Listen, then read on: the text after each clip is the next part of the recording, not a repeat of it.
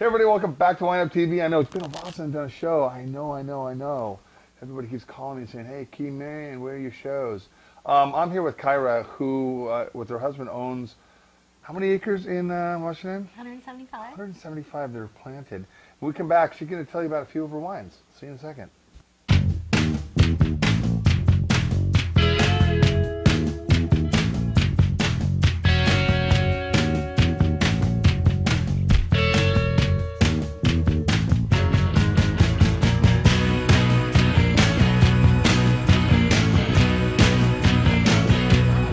Thank you for coming in. Oh, no problem. Kathy, thank you very much.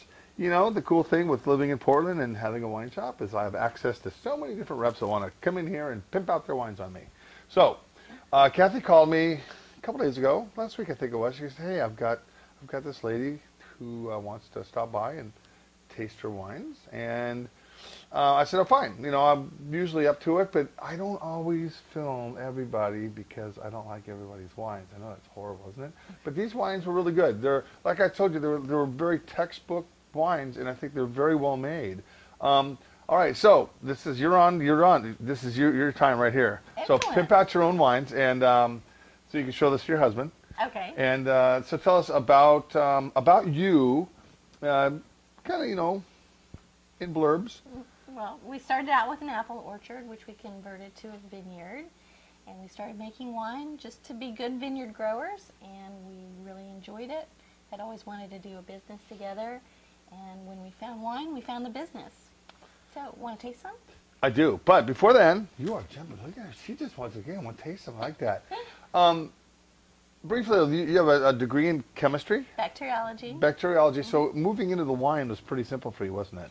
Yeah, you know, it's a little bit different from the medical laboratory that I worked in before, but it's a lot more fun. Sure, but it's got its challenges, though. I mean, especially the last couple of vintages, even in the high desert of Washington State, last year was very cool. It was very cool here.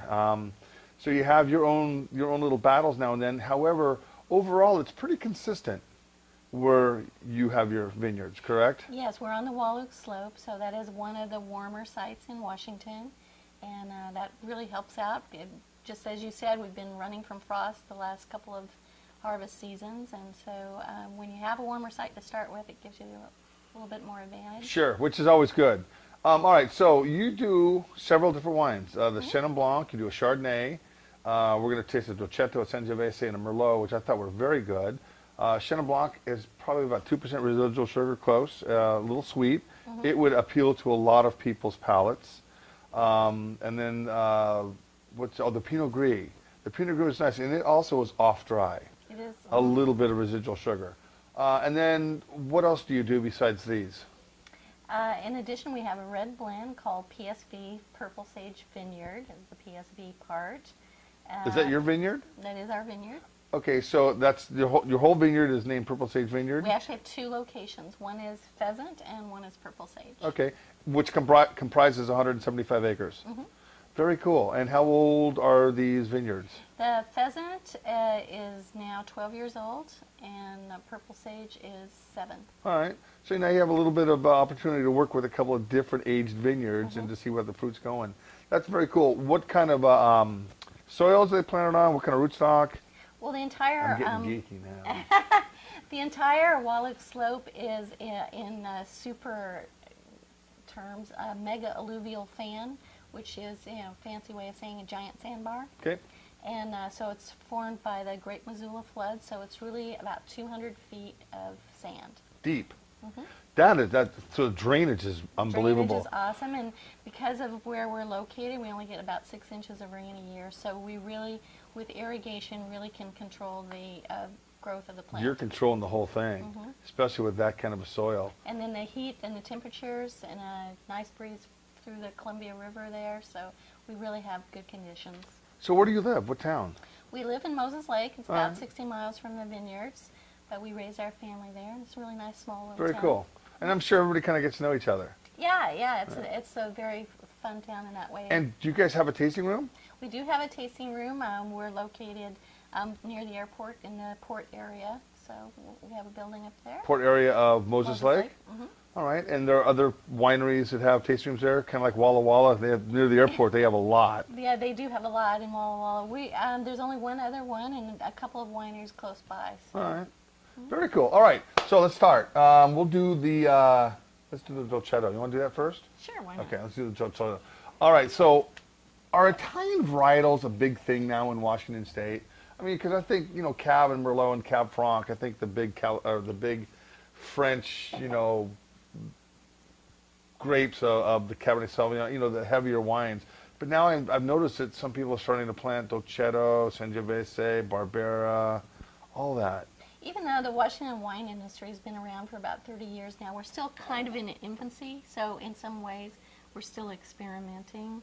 And I happen to like the Italian varietals because we really wanted to focus on very approachable style wines, and the Italians and food. Perfect. Sure, and these are definitely fruit forward. What's your oak program on the Dolcetto? On the Dolcetto, we follow the traditional Italian style. It's only neutral oak, and it's bottled young. So the tannin that's showing is strictly from the grape. I love Dolcetto in the vineyard. It has very long clusters. They're very gangly. They are. They're really big. You look at Pinot Noir like this. Yeah, it doesn't look like anything else, and it's just terrifically prolific. You have to really keep a hand on it, so otherwise you'll have this little spindly plant with 40 clusters on it. So. Unbelievable. So you're dropping quite a bit of fruit? We thin through the year. Mm-hmm. Okay. Mm-hmm. And like Pinot's like 2 tons of fruit per acre. What do you like to keep your Dolcetto at? About 5. Okay, so you are hanging quite a bit of fruit, which is fine. You can get the grapes right because it is warmer, and then you can water it whenever you need it. So that's one positive thing about being in the high desert, being able to control everything. All right, so what's your case production on your Dolcetto? It's about 150 cases a year. That's it. So you have what, a half an acre? An acre. Yeah. So we enjoy the Dolcetto. It's super food friendly. It goes with a lot of food. I mean, you're thinking Italian food, but also think hamburgers, well, it's light. Anything with a little grease or a little sauce to it. Has a nice bright acidity on the end of it, so it really cleanses the palate after every bite. And the retail on this is roughly? $18. $18. There you go. The $18 holla, right there. It's very nice wine. Again, 150 cases, not much of it around. All right, so let's move right along to the Sangiovese. Sangiovese, another great Italian wine. Big clusters. Big clusters, fat, and this one, Dolcetto is usually harvested about the end of September. Sangiovese moves on into October, so we keep a little lighter crop load on that, less than the 5, and to more about 2 to 3 ton on that, just so we have a good, nice ripeness to it. Some people call Sangiovese the Pinot Noir of Italy. Keeps it light and bright. It is a little bit light. Yeah, it is. It has some of the characteristics of color of the Pinot Noir.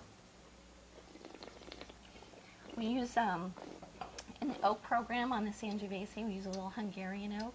Kind of changes up the spice profile, pulls in more of your fall spices, makes it even more food friendly. And the retail on this is roughly? Same thing. $18 holler right there. And what's the case production on that? That's about 300. Okay. And you make about 2,000 cases total, correct? So you're selling off quite a bit of your fruit, which is a good business model. And as you grow this brand, you sell less and less fruit. Yeah. We'll have to be pretty big to use all 175. Oh, yeah, that's a lot.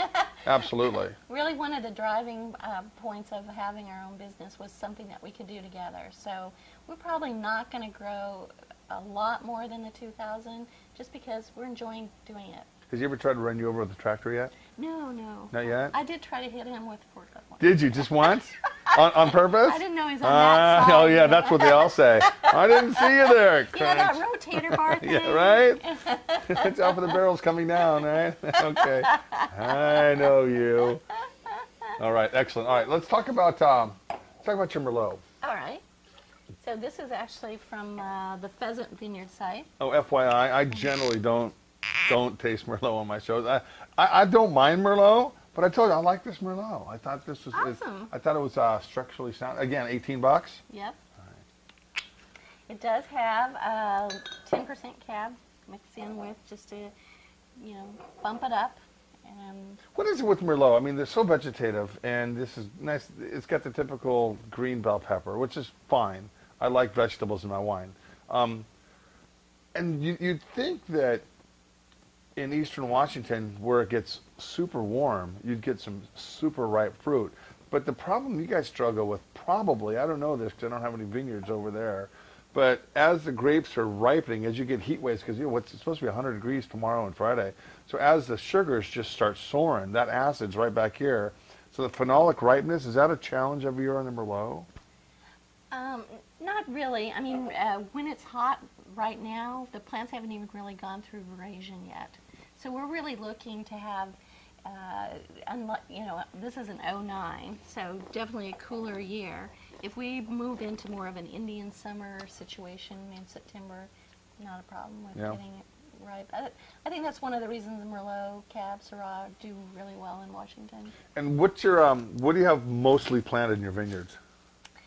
Mostly, it's probably a toss. Oh, probably Cab, I would say. Sure. Yeah. I think that's the bread and butter grape over there. We do have probably second in line some Syrah. Oh yeah, okay. And do you guys make a Syrah? We just recently released a Syrah for the Very first cool. time. Very cool. All right, Merlot. Guys, I'll tell you something. I like this Merlot. It's $18 a bottle retail. It's a nice Merlot, and I can say that with confidence because I think it's got some nice fruit, but it's got some oak. It's got a little bit. It's pushed a little bit.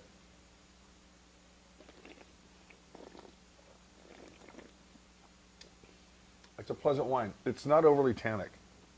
You know, it's got soft tannins on it, softer tannins, which Merlot generally has. So I wouldn't lay this down for, 10 years.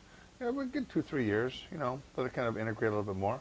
All right, let's do your Chenin Blanc because this is a sweet wine right here, and I'm just, I'll give you a little rinse. How's that? Oh, that sounds like. So we don't look like we have a rosé in our glass. All right, so this is Chenin Blanc. I love Chenin Blanc. You don't see it grown very often. There's not a lot of it. There's a little bit in Napa. How much is grown, you think, in Washington State, the Chenin side? Well, see, the actual Washington industry started basically with Riesling and Chenin. And at that time it was probably, 60-40. But family from Germany moved to Washington, said they were going to make their claim on Riesling. And so then everyone quickly switched to Riesling. So I'm lucky to actually contract this from a gentleman. The vines are now 29 years old. And I've been getting it for 5 years from him. And he just has a consistent fruit and consistent site. And I've been lucky in that way. The 2% residual sugar just to balance out that high acid of the Chenin. Yeah. In the tasting room, we get people all the time who come in and say, oh, I used to drink Chenin all the time. And now we get young people who go, Chenin, I've never heard of that. I love it. And especially with that little sweetness, the foods that are in vogue now, the Thai foods, the spicy foods. You don't just smack them over the head with a bottle of Sancerre, do you? Shall tell you, Chenin. Right? Or something like that, right? Again, this would go with a Thai food. You need something spicy with this wine, or a hot day, and yeah, this could be a nice little spritzer too. Add something to it. What's your case production on this? It's 450. Oh, is that pretty much? So is this pretty much your workhorse? That, and we also make a Washington State Pinot Noir that is. How dare you? I know, it's How crazy, dare isn't it? you sit here next to me in the Willamette Valley and tell me you make a Washington State Pinot Noir? I snuck that in. Did you notice that? I noticed that's like under the radar. How dare you? I'm not even going to try the Washington State Pinot Noir because I don't try Washington State Pinot Noirs. No, it's that must be challenging because it's such a thin skin. It is. It's very temperamental to start with. It's got to be every year. It's got to be so. It's a hair puller sometimes, yeah. I don't have much hair left. I couldn't go. What's left is kind of purple. See, so I think that. you saw that, right? All right. Well, hey, Kyra, thank you so much for coming in. Guys, these wines are available online. If you're out in Moses Lake, taking a dip in the lake, is it a big lake? It's a big lake. Do you have towels that they could rent at your tasting room? I'm a little bit away from the lake, but they can see it. They can see it from the tasting room? Good, that's all they need to do. Anyway, if you're up in the area, check her out. This is it's kind of fun, and you guys are in the middle of nowhere. That's true. Kind of. But people often drive through the middle of nowhere. They do, just because they're lost. Right?